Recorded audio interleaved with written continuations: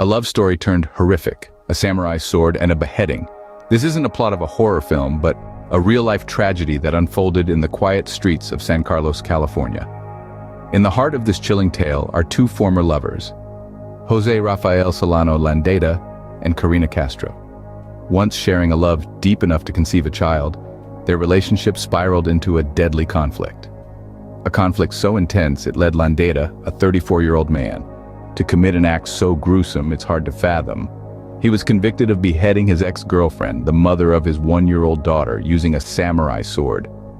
This is a story not of love, but of a love turned deadly. But what drove Landaeta to commit such a gruesome act? Let's delve into the darkest corners of this tragic tale.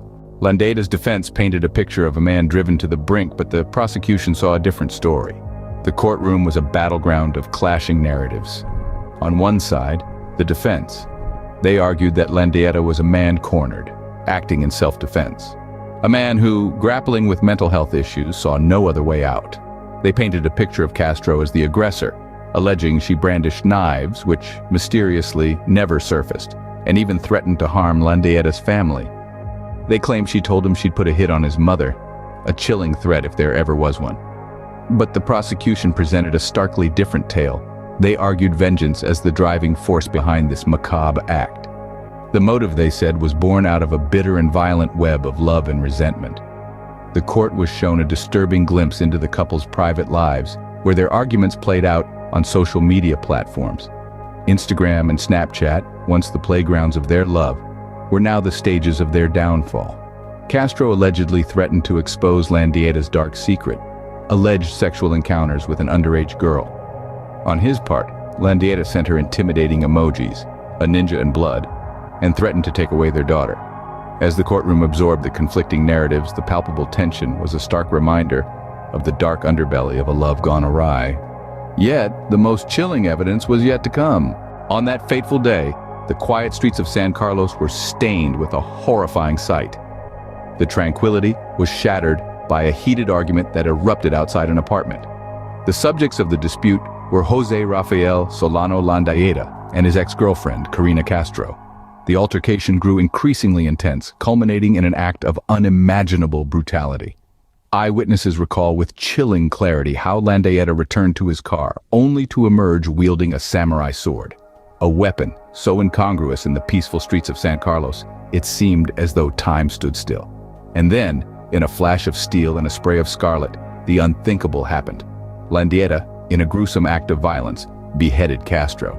In the aftermath of this horrifying incident, Landaeta was taken into custody. At his arraignment, he pleaded not guilty, citing insanity as his defense. A claim that, if true, adds another layer of tragedy to this already horrific tale. But regardless of his mental state, the law demands accountability. And so, Landaeta now stands to face a potential sentence of 26 years to life imprisonment. This chilling act left more than just a physical scar on the community. It tore apart a family, leaving 2 young children without their mother. It left friends, neighbors, and bystanders grappling with the shock and horror of what they'd witnessed. And it left a community questioning how such a gruesome act of violence could happen in their midst. As the blood-soaked sword fell to the ground, a family was left torn apart and a community in shock. In the wake of this gruesome act, a father's heart was shattered and a community left reeling.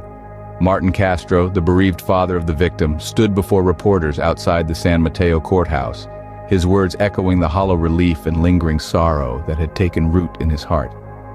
"Relieved, but not as much as I'd like to be," he admitted, the shadow of his daughter's absence darkening his words. "While I'm glad he's going to be in prison for as long as humanly possible, my daughter's still gone. I don't find a lot of satisfaction out of this, but I'll take whatever I can get." The San Mateo County Sheriff's Office issued a chilling statement about the incident, a grim reminder of the brutal reality that unfolded on Magnolia and Laurel, where witnesses had flagged down officers about an assault in progress.